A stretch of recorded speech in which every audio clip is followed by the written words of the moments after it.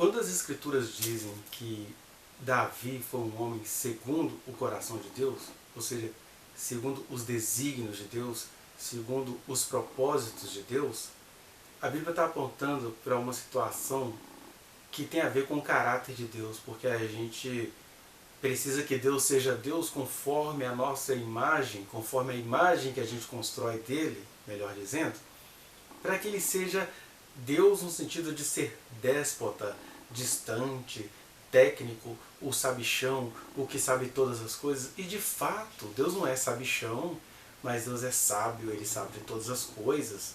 Só que a gente, até quando a gente elogia Deus, a gente está elogiando conforme as nossas limitações humanas. A gente diz que ele sabe de todas as coisas. Deus sabe todas as coisas, Deus é tão poderoso que ele sabe até não ter poder. Essa é a verdade. Deus sabe todas as coisas, ele sabe até não saber nada quando necessário. E Deus já planejou tudo, ao mesmo tempo que ele sabe se deixar levar pelas coisas que ele mesmo faz, e essas coisas paradoxais não cabem no nosso pensamento, não cabem. Por isso que a ciência faz muito bem em dizer, não é papel da ciência estudar Deus, a ciência não está fazendo descaso de Deus, ela está reconhecendo o seu lugar limítrofe em estudar um ser que é paradoxal às nossas percepções. E esse Deus que sabe tudo e resolve não saber nada, esse Deus que é tão Deus, que soube deixar de ser Deus sem deixá-lo, como é que é isso? Ele deixou de ser Deus em Cristo Jesus, ao mesmo tempo que ele continuou sendo Deus, criador de todas as coisas, mantenedor de todas as coisas, que seu Espírito impregna todas as coisas, digamos assim. Esse é o Deus paradoxal ao qual a gente serve, em quem eu e você deveríamos crer. E esse Deus que tem tudo resolvido, ele tem um sonho. Ele sonha que seres humanos sejam conforme a sua imagem e semelhança, conforme o seu caráter, conforme a humildade que ele não precisaria ter, mas tem, conforme as limitações, ele se limita no coração humano. Isso pode ser absurdo para as suas concepções teológicas, mas eu estou falando de Deus que é tanto amor, quanto ele é livre para ser limitado em nossas vidas. Né? E essa limitação, ela ganha esse ecoar quando a Escritura vai dizer que Davi foi um homem segundo o coração de Deus, ou seja, Davi foi um homem conforme o sonho de Deus, conforme a vontade de Deus, de verificar em algum ser humaninho desse planeta essa devoção, essa submissão, essa pessoa que é tudo o que ele espera de nós, mesmo em meio às suas limitações culturais, porque Davi é um homem de guerra, mas ele sabia tributar ao Senhor glória e força, ele sabia viver despropositadamente. É isso que a gente vai encontrar aqui, porque é vivendo despropositadamente que a gente vai encontrar a nossa plenitude como seres humanos nele. Porque nós temos aqui, em 1 Samuel, no capítulo 17, dos versículos 12 até o 30, aquela narrativa de quando Davi, que ainda trabalhava com o rei Saul como tangedor, vai dizer o versículo 15, que Davi ia a Saul e voltava para apacentar as ovelhas de seu pai em Belém. Então ele tocava a harpa, para o rei Saul se acalmar das suas neuras, da sua psicose misturada com neura espiritual, da sua psicose fruto de culpa que ele carregava desnecessariamente, fruto desse amor que Samuel tinha, mas em relação ao qual Samuel teve que se afastar dele como um rei. Isso tudo adoeceu muito o rei Saul, e Deus colocou Davi no caminho de Saul para tanger a harpa, para lhe acalmar o espírito que era interpretado pelos israelitas como um espírito mau que vinha da parte do Senhor. Sobre todas essas concepções eu te convido a assistir o vídeo anterior, que eu vou deixar aqui na descrição deste vídeo. Tá? Mas aí, esse homem segundo o coração de Deus, ele sabe viver despropositadamente, porque não é porque ele recebeu a unção do Senhor para ser rei de Israel que ele fez disso uma bandeira de luta. Ele simplesmente fez o que a vida foi colocando na frente dele para fazer. Ele estava lá, apacentando as suas ovelhas, de repente ele é convidado para tanger a harpa para o rei Saul, e ele faz isso com muita fidelidade e continuava voltando para casa com muita fidelidade. E enquanto isso, nós tínhamos lá o gigante Golias, pessoa a quem Davi jamais pensaria em enfrentar, a não ser que tivesse como razão de ser aquele enfrentamento a sua devoção ao Senhor. Daí é Deus dizer, olha o homem segundo o meu coração, olha um ser humano com quem eu sonhei. Porque é o que vai demonstrando o texto. Nós temos aqui várias situações onde o gigante aparece para o povo de Israel e houve um dia em que o pai de Davi, o Jessé, falou assim, olha, leva uma comidinha para os seus irmãos que eles estão lá naquele enfrentamento, no acampamento dos filisteus, né? E aí vai dizer que dos irmãos de Davi que não foram consagrados para ser rei, que só seria um rei mesmo, vai dizer o versículo 13, apresentaram-se os 3 filhos mais velhos de Jessé a Saul, e os seguiram à guerra. Chamavam-se Eliabe, o primogênito, o segundo Abinadab e o terceiro Samá. Davi era o mais moço, o 8º lá, né, o esquecidão. Só os 3 maiores seguiram Saul. Davi, porém, ia a Saul e voltava para apacentar as ovelhas do seu pai em Belém. Chegava-se, pois, o filisteu pela manhã e à tarde, o Golias, né? E apresentou-se por 40 dias. Olha a situação de Israel enquanto Davi vivia de maneira desprendida. Um gigante ia afrontar os exércitos de Israel durante 40 dias. Olha que 1 mês e 10 dias, né? Você não sabe o que é esse terror de 40 dias. Disse Jessé a Davi, seu filho, leva, peço-te, para teus irmãos, um efa deste trigo tostado e estes 10 pães, e corre a levá-los ao acampamento a teus irmãos. Porém, estes 10 queijos leva-os ao comandante de 1000 e visitarás teus irmãos a ver se vão bem. E trarás uma prova de como passam, que o pai dos meninos já estava ficando preocupado, né, em enfrentar aquele Golias. Saul e eles e todos os homens de Israel estão no vale de Elá, pelejando com os filisteus.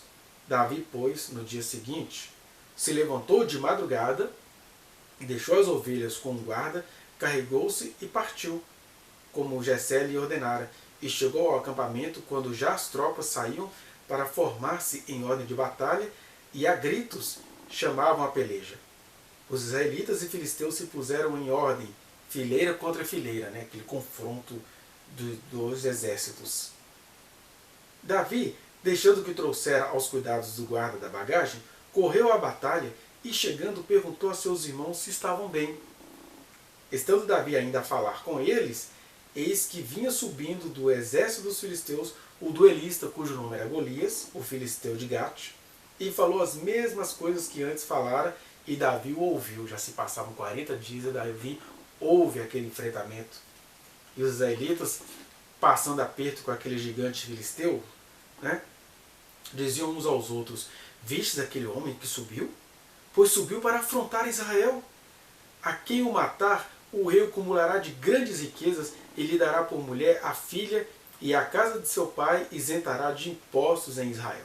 Então nós temos aqui a outra coisa. A primeira coisa é que Davi levava a vida descompromissadamente, porque o único compromisso dele era viver no Senhor. Daí ele ser um homem segundo o coração de Deus. Aqui nós temos a segunda característica, um episódio que mostra essa característica de um homem segundo o coração de Deus. É porque eles oferecem a quem fizesse o duelo com Golias 3 recompensas, que são elas. O rei o acumulará de grandes riquezas, lhe dará por mulher a filha, e a casa de seu pai a isentará de impostos. Então Davi iria ficar rico, a família de Davi ia ficar isenta de impostos, e Davi iria casar com a filha do rei. Mas a pergunta é, eu já vi até pregações em igrejas, né, com alguém falando assim, até um pregador famoso, cujo a última letra do nome Malafaia, estava pregando outro dia, você acha que não tem que ter interesse não? A gente tem que fazer as coisas por interesse sim, olha aí, ó, Davi recebeu essas 3 propostas e foi lá por causa disso. Mentira, Davi nem ligava para essas coisas, ele estava ouvindo uma outra coisa, ele estava, como assim que esse cara está afrontando o exército do Deus vivo, desse Deus que me deu força para defender as minhas ovelhas de leões e de ursos? Então, mesmo que a recompensa seja oferecida, não é por ela que vive um homem segundo o coração de Deus, uma pessoa segundo o coração de Deus, não está pensando em recompensa.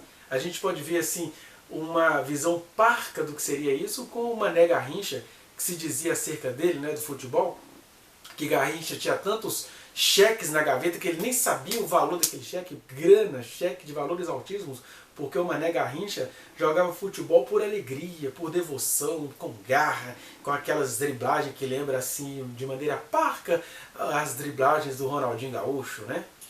Mas se a gente tivesse por Deus os meneios e a paixão que Mané Garrincha tinha pelo futebol, ou esse desprendimento de Davi que iria lutar contra o gigante não para ter essas três vantagens, embora ele as tivesse, é isso que é ser uma pessoa segundo o coração de Deus. É viver por amor e não viver pela recompensa que foi proposta. Todos estavam tentando lutar contra Golias por essas três recompensas, para casar com a filha do rei, para ser cumulado de riquezas e para ter isenção de impostos. Davi, porém, qual era o olhar dele? Então falou Davi, versículo 26, aos homens que estavam consigo, dizendo: que farão aquele homem que ferir a este filisteu e tirar a afronta de sobre Israel? Quem é, pois, esse incircunciso filisteu para afrontar os exércitos do Deus vivo? E aí, enquanto eles estavam oferecendo as recompensas a Davi, aparece o Eliabe, o irmão mais velho. Mas aqui, olha só, o texto deixa claro que Davi não foi lutar por causa dessas recompensas, ele foi lutar por causa do que está na frase dele. Quem é esse incircunciso filisteu para afrontar os exércitos do Deus vivo? Ou seja, a indignação que movia Davi não tinha nada a ver com a recompensa humana. Ele só queria saber o seguinte: o que vai acontecer com quem afrontar esse gigante? Né? Mas isso não significa que ele estivesse interessado nessas coisas. Ele só estava interessado em fazer calar aquele incircunciso, porque os filisteus, como alguns povos ali ao redor de Israel, não praticavam a circuncisão, ou seja, não carregavam no bililio o símbolo da santidade que tinha em Israel, nos edomitas, em alguns povos, digamos assim, semíticos, né? E aí, no meio dessa indignação de quem é segundo o coração de Deus, aparece o irmão mais velho, o Eliabe.